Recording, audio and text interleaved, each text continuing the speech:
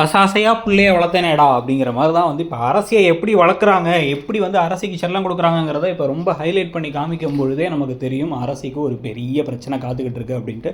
So அதுக்கு முன்னாடி வந்து பார்த்திங்க அப்படின்னா வந்து இப்போ ஃப்ளிப்கார்ட்டில் 999 ரூபாய்க்குள்ளார சூப்பரான ஸ்டைலிஷான ட்ரெஸ்ஸஸ் எல்லாமே வந்து ஒரு ஆஃபரில் போயிட்டுருக்கு.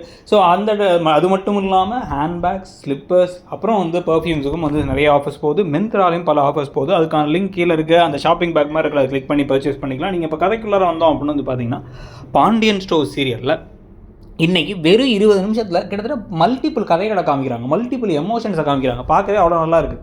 ஸோ முதல்ல எடுத்தோன்னா வந்து பார்த்திங்கன்னா எல்லாருடைய பழைய ஃபோட்டோலாம் எடுத்து பார்க்குறாங்க. பாண்டியனில் ஆரம்பித்து அப்புறம் வந்து பழனி, வெலுகு, கோமதின்னு ஒவ்வொருத்தங்களையாக பார்த்து வந்து அதில் கிண்டல், கேலிகள், வம்பிழுக்கிறது அதெல்லாம் பண்ணி முடிச்சதுக்கப்புறம் செந்திலோட ஃபோட்டோவை கேட்டு வாங்கிக்கிறாங்க மீனா.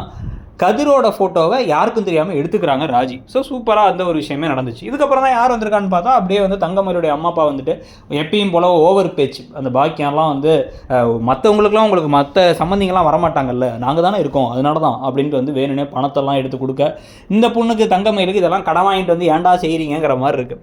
ஓவராக சீன் போட்டு அப்படியே வேணுனே மற்றவங்களை காயப்படுத்துறதை பற்றியும் கவலைப்படாமல் அவங்க எல்லாத்தையும் கொடுத்துட்டு போனதுக்கு பிறகு தான் இப்போ அரசியை பஸ் ஸ்டாப்பில் குமரவேல் பார்க்குறாரு.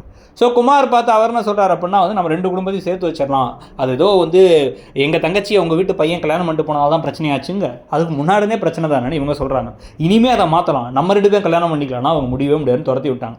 ஆனால் ஃப்ரெண்ட்ஸ் எல்லாம் அழகாக இருக்காரு, உங்கள் மரமாமா வேறு அப்படிங்கிறாங்க. அவருடைய கேரக்டர் சரியில்லை, உங்களோட கல்யாணத்துக்கு அப்போ வந்து கடத்திட்டு போனாங்கிறத சொல்லணும்ல, அதை சொல்லாமல் இருக்காங்க இவங்க.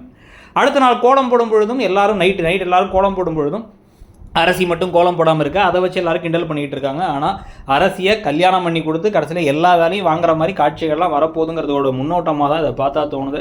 ஸோ இந்த குமார் அரசி கல்யாணத்தை பற்றி உங்களுடைய கருத்து என்னங்கிறத சொல்லுங்கள். தேங்க்யூ.